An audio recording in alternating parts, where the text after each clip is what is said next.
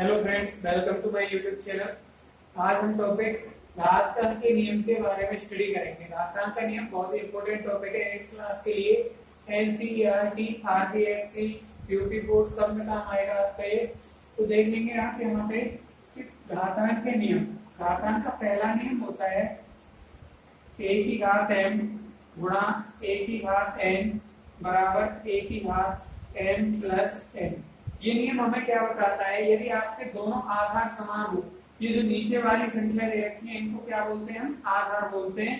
और ये ऊपर जो m दे रखा है इसको क्या बोलते हैं, घात। ऐसे ही ऊपर यहाँ पे m दे रखा है इसको क्या बोलते हैं, घात। तो इस पूरे को बोलेंगे a की घात m और इसको बोलेंगे a की घात n। यदि आपके दोनों आधार समान हो, यहाँ भी आधार a है, यहाँ भी आधार a है, तो आंसर में भी आधार क्या रहेगा, a रहेगा और घातें क्या होंगी, जुड़ जाएंगी। आधार समान होने पर अगर गुणा होता है तो घातें क्या होती है, जुड़ जाती है। ये आपका पहला नियम होता है a की घात m इंटू a की घात m बराबर a की घात m प्लस n। एग्जाम्पल से समझिए इसको। पहला एग्जाम्पल है इसके लिए, जैसे आपको दिया जाए 2 की घात 3 इंटू 2 की घात 5। ठीक है, तो यहाँ पे आप देख पा रहे होंगे कि वही कंडीशन है से 2 की घात 3 और 2 की घात 5 दोनों आधार समान है, तो आंसर में भी आधार क्या रहेगा, 2 रहेगा और घातें जुड़ जाएंगी। तो यहाँ n की जगह कितना दे रखा है, 3 और n की जगह कितना दे रखा है, आपको 5 दे रखा है। तो हम क्या करेंगे, घातों को जोड़ देंगे। तो 3 प्लस 5, 2 की घात कितनी आ जाएगी, 2 की घात आ जाएगी 8। ठीक है, दूसरा देखिए, जैसे आपको दिया जाए 1/2 की घात 3 इंटू 1/2 की घात 4। ठीक है, यहाँ भी आपके दोनों आधार समान है, 1/2 और 1/2। आधार समान हो और बीच में गुणा का चिन्ह हो तो घातें क्या होती हैं, जुड़ जाती हैं। अभी आपको बताया था। तो आधार तो वही रहेगा 1/2, केवल आपकी घातें क्या होंगी, जुड़ जाएंगी। 3 प्लस 4 हो जाएगा, तो 3 प्लस 4 देखेंगे 1/2 की घात कितनी आ जाएगी, आपकी 7 निकल के आएगी। उम्मीद है आपको समझ में आ गया होगा पहला नियम। ऐसे ही आपका दूसरा नियम होता है a की घात m भाग a की घात n बराबर a की घात m माइनस n। ये आपका दूसरा नियम होता है। तो यहाँ पे क्या है, आपका पहले नियम में तो गुणा हो रहा था और दूसरे में क्या हो रहा है, भाग हो रहा है। आधार यहाँ पे भी समान है, तो आधार समान हो और भाग हो रहा हो तो घातें क्या होती है, घट जाती है। ये आपका नियम है। एग्जाम्पल से देखेंगे। एग्जाम्पल नंबर फर्स्ट देख लो इसका। जैसे आपको 2 की घात 6 दिया हो और भाग का चिन्ह लगा के 2 की घात 3 दिया हो, तो इसको हम सॉल्व करेंगे तो क्या आएगा, आधार तो वही रहेगा, आंसर में भी कितना, 2। घातें घट जाएंगी। n का मान कितना दिया है, 6 और n का मान 3, तो n माइनस n हो रहा है, तो यहाँ कितना हो जाएगा, 6 माइनस 3, क्योंकि n का मान 6 है और n का कितना है, 3। तो 2 की घात कितनी आ जाएगी, 6 में से 3 जाएगी तो 2 की घात आ जाएगी 3। ठीक है, क्लियर। एक और एग्जाम्पल देख लो भले इसका। एक एग्जाम्पल और देखेंगे। 1/2 की घात 7 भाग 1/2 की घात 2। ठीक है, ये भी आपका भाग का ही है।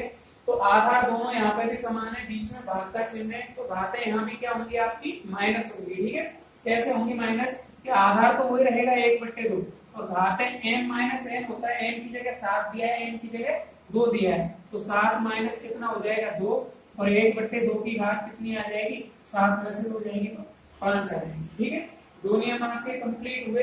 अब हम देखेंगे इसका तीसरा नियम।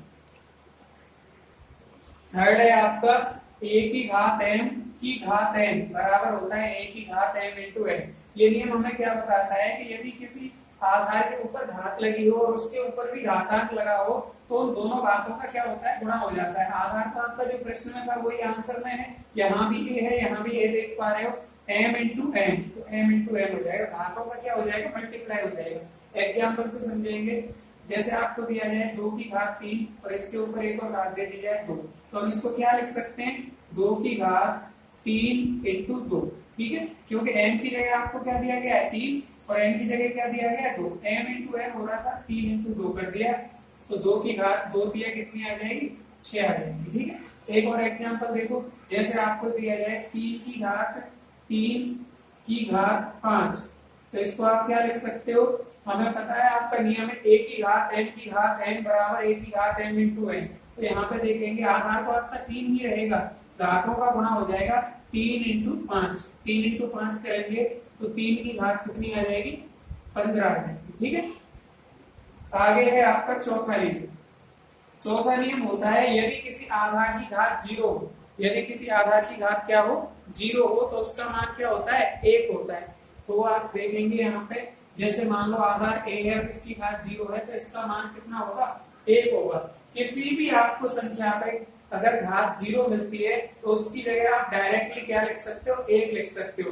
अब ये आता कैसे है, आपके मन में ये सवाल आ रहा होगा कि सर ये आता कैसे है, a की घात 0 का मान 1 ही क्यों होता है, 2 क्यों नहीं होता। तो इसके लिए अलग से मैं एक वीडियो बना दूंगा, आप उसमें देख लेना।